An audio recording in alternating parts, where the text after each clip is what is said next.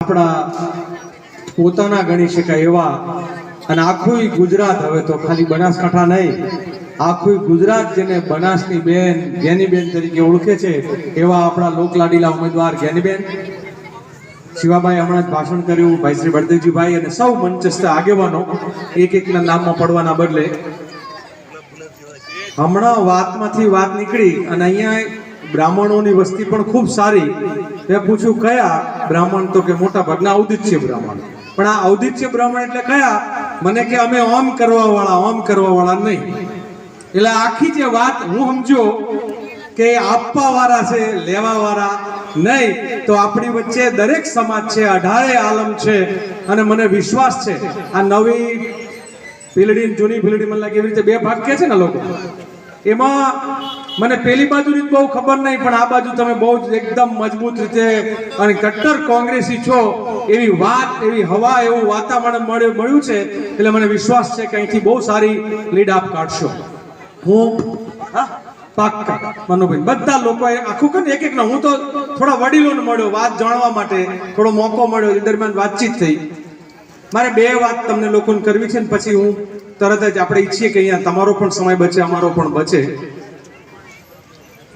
અહીંયા બેઠેલા યુવાનો, વડીલો, બધાને હું જે વાત કહેવાયો છું એ વાત છે કે આજે આખા દેશમાં આપણી બેન દીકરીઓની આબરૂ સલામત ના રહે એવા ભાષણો, એવા દુર્જનો, એવા પ્રકારની ઘટનાઓ ઘટી રહી છે.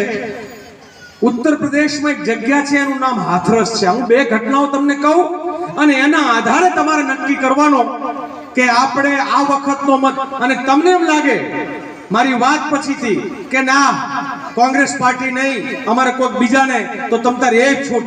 પણ આ બે વાતના આધારે તમારે નક્કી કરવાનું કે જ્યારે પસંદગી કરવાની આવે તો આપણે એ પસંદગી સજ્જનોની કરશું કે દુર્જનોની કરશું, એ તમારે નક્કી કરવાનું છે. હાથરસ કરીને એક વિસ્તાર છે ઉત્તર પ્રદેશનો, દલિતની દીકરી ઉપર બળાત્કાર થાય. આ બળાત્કાર થયા પછી એ દીકરીને એ દુષ્ટો છે એ મારી નાખ્યા પછી એનું પરિવાર કાકલુદી કરે અને તેમ છતાં સરકાર ન સાંભળે અને એની લાશને અંધારી રાતે 12 વાગે કેરોસીનથી સળગાવી દે અને એના મા બાપને પોલીસ દંડા મારીને ત્યાં રોકે. એ દીકરીની લાશને હળગતી જોવે કેરોસીનથી, એના મા બાપ એ દીકરીની લાશ સુધી પહોંચી ના શકે. એ મરેલ આત્મા, એ પરમાત્માના ત્યાં જવા વાળી વ્યક્તિ, એને પોતાનો અગ્નિ સંસ્કારનો અધિકાર હોય, એ અધિકાર ના પામવા દે, કેરોસીનથી હળગાવી દે. આવા દુષ્ટો સામેની આ લડાઈ છે. મણિપુર વિશે તમે યુવાનો ફેસબુકમાં, છાપાઓમાં વાંચ્યું હશે કે એક સામાન્ય પરિવારની દીકરીઓના નિર્વસ્ત્ર કરીને એના અંગો સાથે ચડાવ થાય, એના રેપ થાય, એના બળાત્કાર થાય, અને છતાંય આપણા દેશના રાજાઓ, આપણા દેશના શાસકો જે છે એના પેટનું પાણી ના હલે. ત્યારે બેન દીકરીઓ એ પૂછવા માંગે છે આજના શાસકોને કે શું તમે અમને માત્ર આ નજરે જ જોવો છો કે આ દેશ આઝાદ થયા પછી બેન દીકરીઓને આબરૂ સલામત રહેશે? આ આપણે નક્કી કરવાનો સમય છે.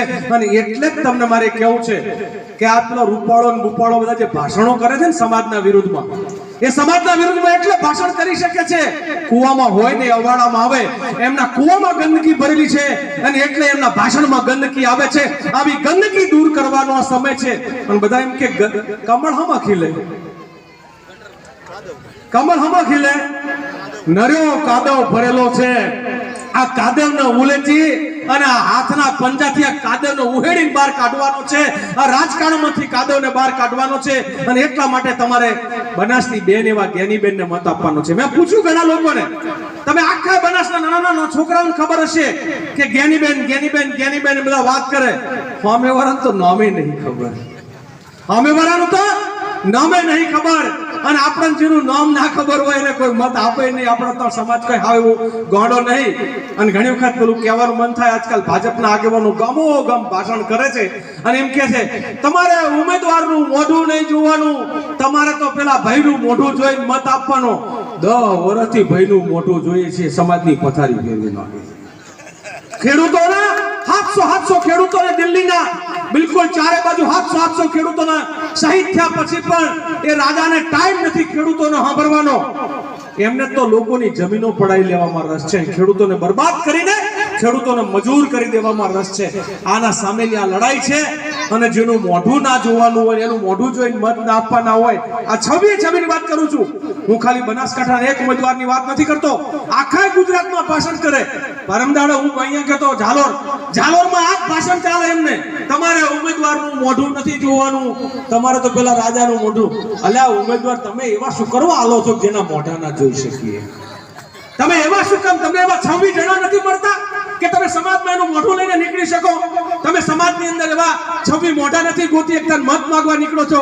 ત્યારે એક બાજુ આપણી પાસે પોતાની કહી શકાય, અડધી રાતે બારણું ખખડાવી શકાય, તકલીફ હોય તો જેના ઘેર જઈ શકાય એવી આપણા વચ્ચેની, આપણા જેવી, આપણી પોતાની એવી બનાસની બેન જ્ઞાનીબેન હોય ત્યારે આપણા માટે તો રાજીપાનો સમય છે, પરિવર્તનનો સમય છે. આપ સૌને હું આહવાન કરું છું કે આવનાર સમયમાં જ્ઞાનીબેનને એવી રીતે તમે અહીંથી જીતાડો, અહીંથી મતપેટી નીકળે ત્યારે તમને પોતાને પણ જ્યારે વિજયનો વરઘોડો નીકળે, વિજય માટે તમે સરઘસ કાઢો ત્યારે તમે તમારા કોલર, તમારી પાઘડી, એની આબરૂ રહી જાય એવું તમને પોતાને પણ થાય, એવું ગૌરવ થાય. અને એ તમે વિજય સરઘસમાં ગુલાલ ઉડાડતા હોય ત્યારે એમ કહી શકો કે મારા ગામની મતપેટીમાંથી 1000ની લીડ નીકળી હતી.